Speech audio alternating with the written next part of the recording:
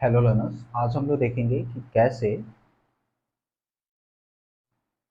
Series और parallel connection को identify करेंगे। मतलब क्या हुआ कि अगर क्वेश्चन में आपके गिवन है कि इसमें आर इक्विवेलेंट बताना है तो कैसे करेंगे।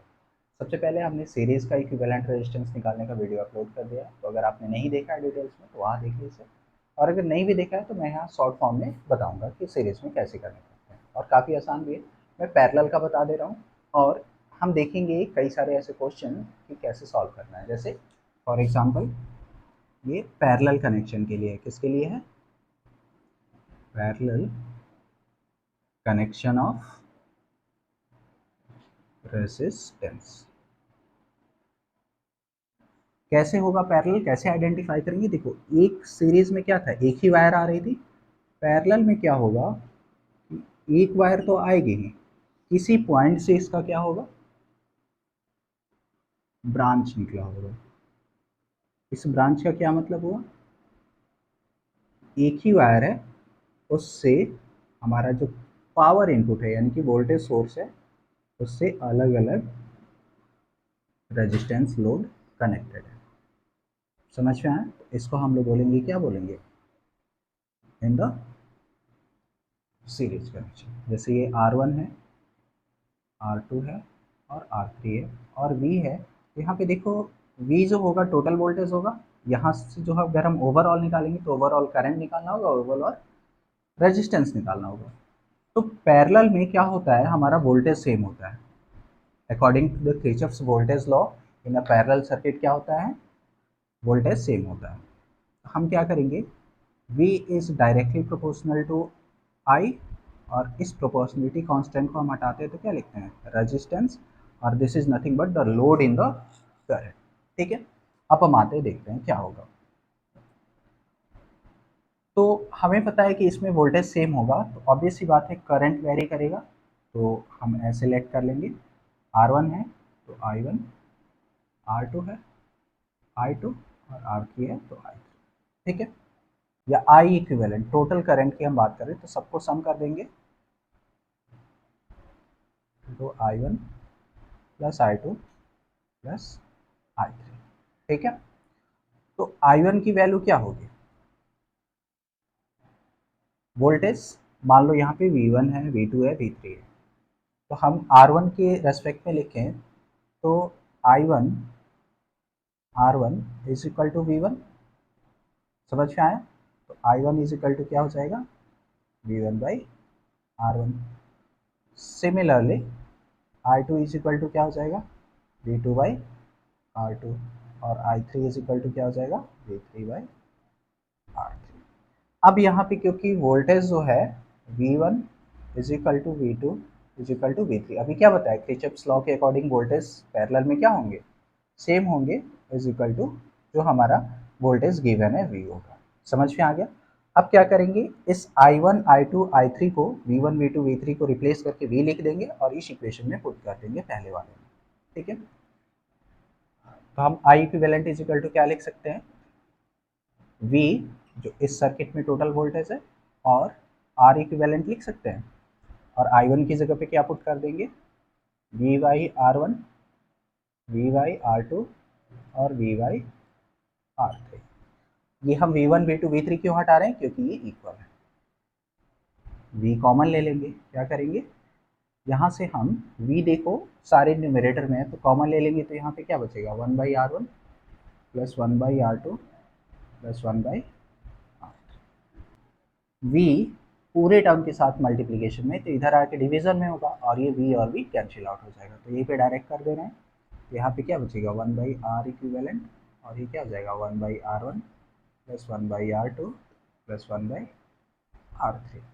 ठीक है, इसकी जो वैल्यू होगी, याद हमें फॉर्मूले के तौर पे यही करना है फॉर द पैरेलल कनेक्शन के लिए। किसके लिए, पैरेलल। ध्यान ये रहे कि हम 1/R इक्विवेलेंट कैलकुलेट तो करेंगे, लेकिन हमें फिर इसका अगर R इक्विवेलेंट पूछेगा तो रेसिप्रोकल करना होगा। रेसिप्रोकल मतलब जो हम इन्वर्स करते हैं। जैसे मान लो इसको अगर हम सम करेंगे तो 1/R इक्विवेलेंट होगा, एलसीएम लेंगे R1 R2 और R3। यहाँ पे क्या हो जाएगा, R1 R1 कैंसिल हो जाएगा, R2 R3 हो जाएगा, यहाँ पे क्या हो जाएगा, R1 R2 कैंसिल हो जाएगा, R3 और यहाँ पे क्या हो जाएगा, R3 कैंसिल हो जाएगा, R1 और R2।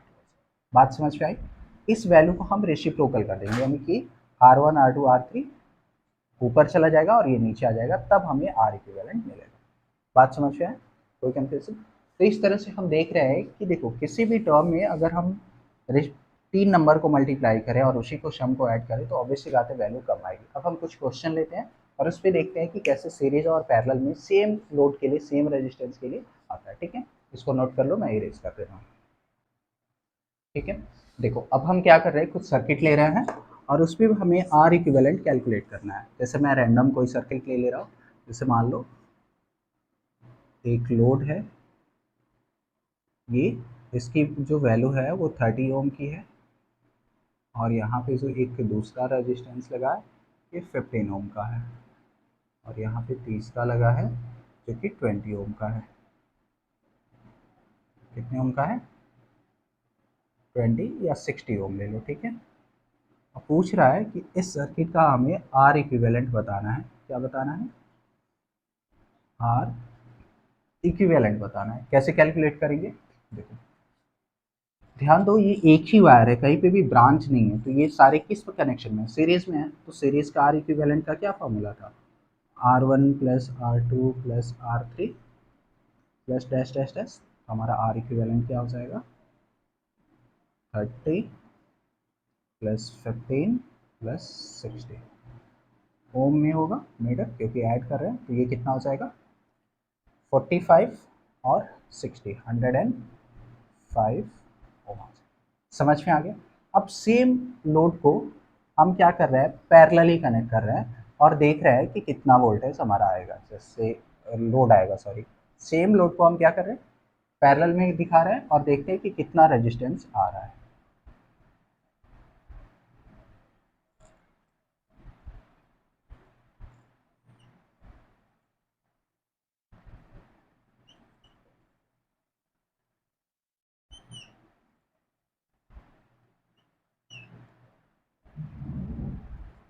ठीक है, ये देखो ये हमारा 30 ओम है, ये 50 ओम है और ये 60 ओम है और यहाँ पे कोई वोल्टेज सोर्स है V और पूछ रहा है कि हमें आर इक्विवेलेंट बताना है। तो देखो आर इक्विवेलेंट का क्या फॉर्मूला था? 1 by R equivalent 1 by R1 plus 1 by R2 plus 1 by R3। क्या करेंगे? वैल्यू पुट कर देंगे। 1 by 30 plus 1 by 15 plus 1 by 60। ठीक है, एलसीएम निकालेंगे 15 13 और 60 का, तो हमारा एलसीएम आएगा 60। क्या आएगा? 60। ठीक है, क्योंकि 60 के टेबल में सारे आते हैं, सेम निकाल देना रखना। देखो 2 टाइम्स हो जाएगा, ये 2 ओम हो जाएगा, ये कितना हो जाएगा, डिवाइड करेंगे 4 ओम हो जाएगा और ये कितना हो जाएगा, 61 ओम हो जाएगा। अब क्वेश्चन होगा कि सर आपने वहाँ तो करा था, इन दोनों को मल्टीप्लाई करके यहाँ करा था और यहाँ तो सीधे एलसीएम निकाल रहे हैं। देखो अगर हम मल्टीप्लाई करके करेंगे तो भी आंसर सेम आएगा, बट कैलकुलेशन लेंथी होगा, इसीलिए हमने कहा कि आपको क्या याद रखना है, फ्रैक्शनल वैल्यू। इसके कैलकुलेशन के बाद आपको जस्ट रेसिप्रोकल कर देना है। बात समझ में आई? तो देखो मैं सीरीज वाले कैलकुलेशन के जस्ट नीचे कर दे रहा हूँ आगे का पार्ट। 4 प्लस 2 6 और 1 7, क्या हो जाएगा? तो 1 बाई आर इक्विवेलेंट जो होगा वो क्या होगा, 7 बाई 60। अब इसका अब क्या करेंगे, इसका आर इक्विवेलेंट अगर हमें निकालना है तो रेसिप्रोकल करेंगे, 60 बाई क्या हो जाएगा, 7 7 8 जा 56, बचेगा 4, डेसिमल देंगे 0, 7 5 जा 35, क्या बचेगा 5 5 0 7 7 जा फिर 1, तो हम अप्रॉक्सीमेटली क्या मान लेंगे, 5 पॉइंट, इसको राउंड ऑफ कर लेंगे तो 8.6 ओम हमारा जो होगा वो लोड आ जाएगा। तो ये कितना आएगा, 8.6 ओम। तो अब देखो यहाँ पे हमारा सीरीज में क्या आ रहा है, 105 और पैरेलल में कितना आ रहा है, 8.6 ओम अप्रॉक्सीमेटली आ रहा है। तो हम जो भी कनेक्शन करेंगे, इसीलिए हमेशा किस में करते हैं, पैरेलल में करते हैं। अपने घर में जितने भी स्विचेस होंगे, अगर वो इंडिविजुअल नहीं होगा, 2 3 स्विच होगा, तो देखोगे कैसे होगा, एक ऐसे वायर यहाँ से आया पॉजिटिव निगेटिव और अलग अलग 3 4 5 6 स्विचेस हमेशा सारे कैसे कनेक्टेड होंगे, पैरेलल में कनेक्टेड। समझ में आया? Thank you.